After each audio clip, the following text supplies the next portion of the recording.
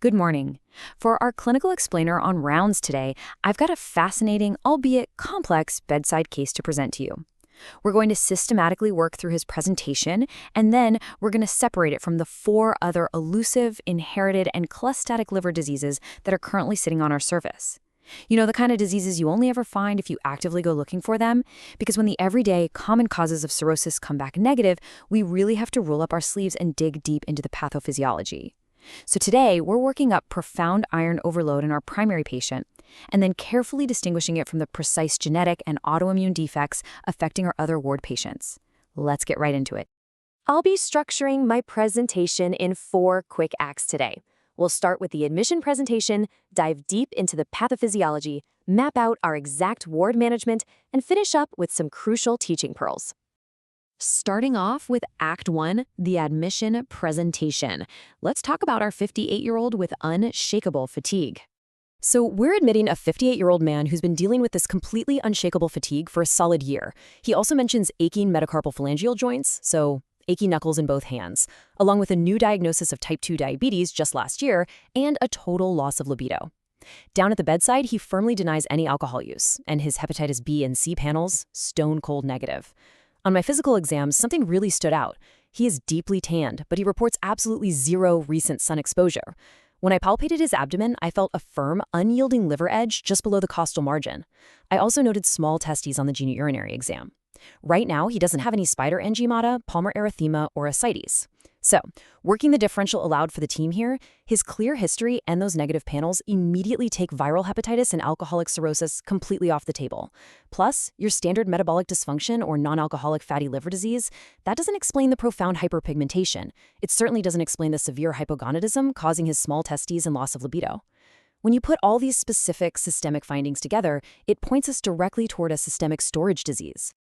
Now, looking closely at his admission labs, his transaminases are actually just mildly bumped. We've got an AST of 68 and an ALT of 74. Alkaline phosphatase is totally normal at 96, and total bilirubin is 1.0. His hemoglobin A1C is sitting elevated at 8.1%, which perfectly reflects that recent onset of diabetes. And in this context, it highly raises my suspicion for pancreatic infiltration. But here is what really jumps out. This is the clincher. He has a massive ferritin of 1,840 nanograms per milliliter, paired with a transferrin saturation of 68%. We grabbed a right upper quadrant ultrasound, and it showed a coarse liver echo texture. That's a distinct hallmark of chronic progressive architectural injury. But thankfully, there's no discrete mass visualized at this time. So the ultimate clinical question we have to answer on rounds today is this. What exact genetic diagnosis is hiding behind these frankly alarming iron indices, and what specific tissue or genetic test is going to definitively confirm it for us? Which brings us nicely to Act 2, the pathophysiology deep dive. Let's actually take this iron and cellular failure apart. The diagnosis for our primary patient is undoubtedly hereditary hemochromatosis. To really understand the pathophysiology here, we have to look at this as a profound, recessive disorder of iron sensing and transport.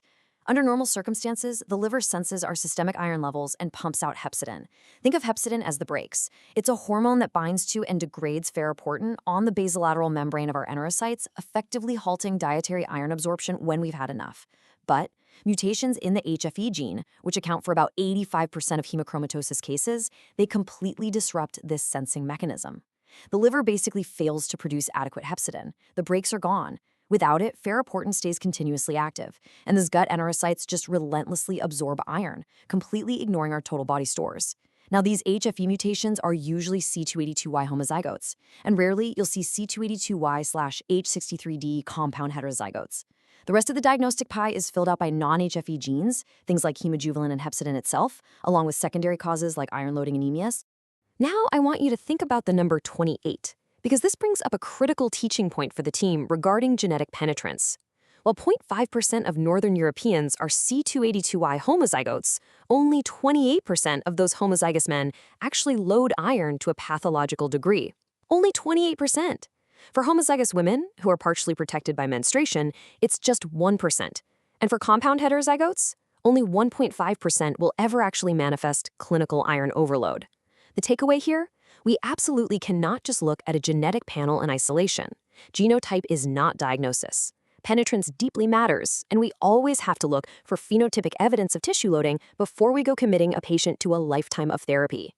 Because those enterocytes literally never shut off absorption, the iron just lands systemically, and it creates a perfect clinical mirror of our patient's presentation.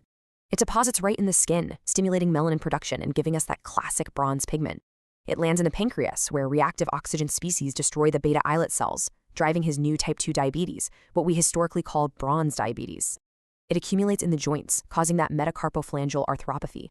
It infiltrates the myocardium, which can lead to restrictive or dilated cardiomyopathy.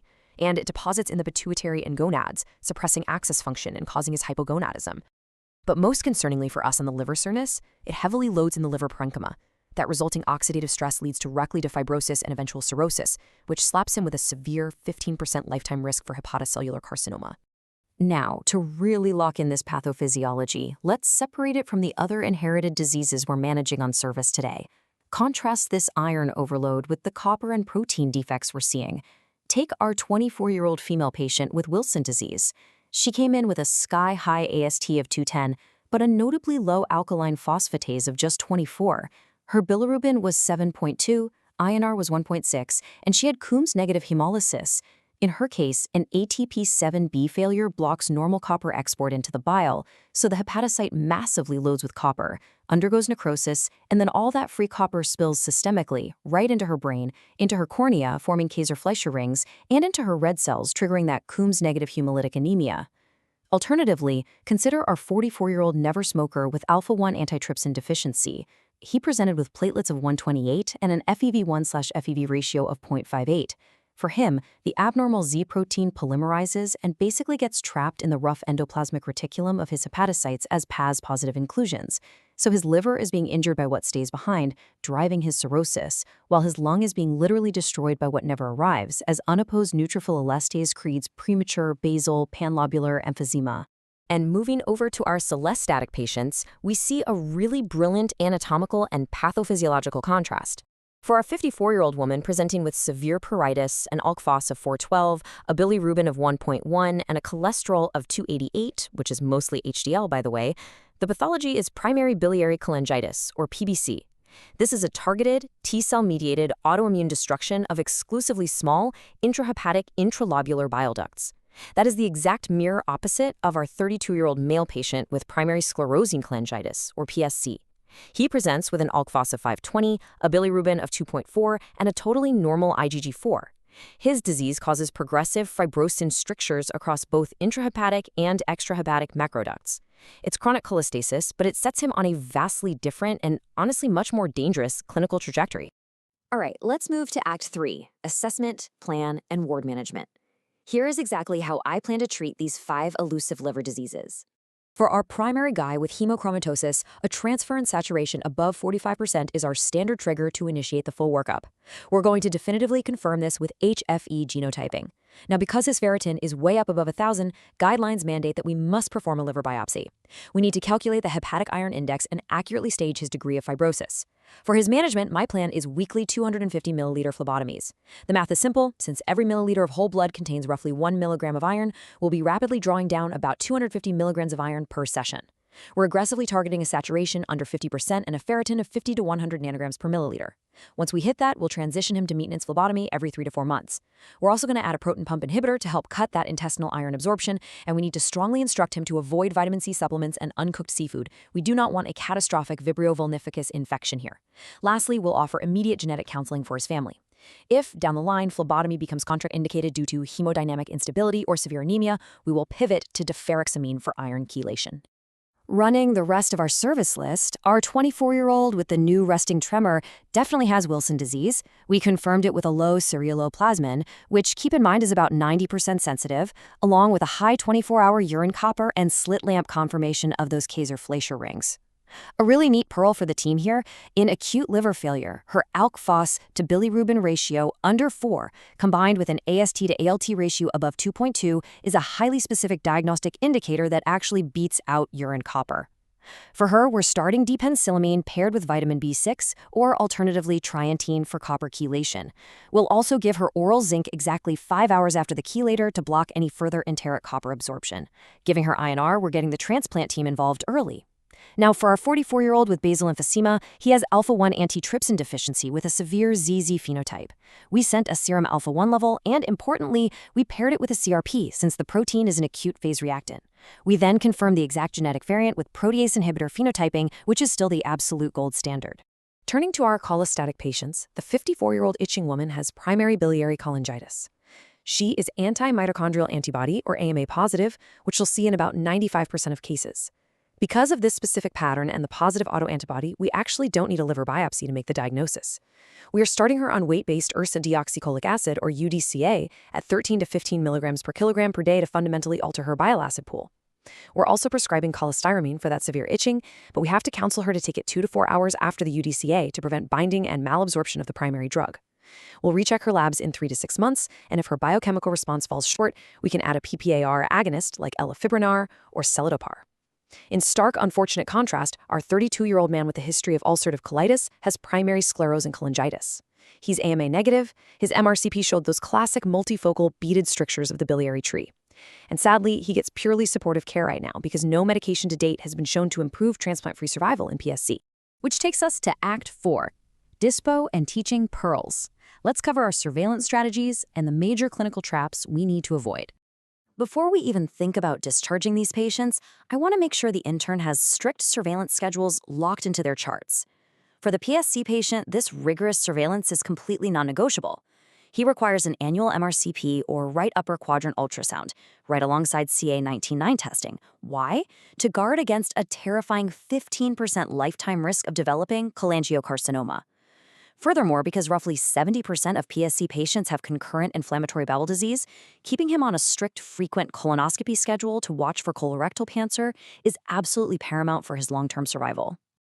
I want to close out rounds by highlighting several clinical pearls to help us dodge some pretty dangerous diagnostic traps. First, remember that a normal ferritin in a young patient is highly deceiving and does not exclude early genetic iron overload. Second, ceruloplasmin can be completely normal in about 10% of active Wilson disease cases, so don't let it fool you.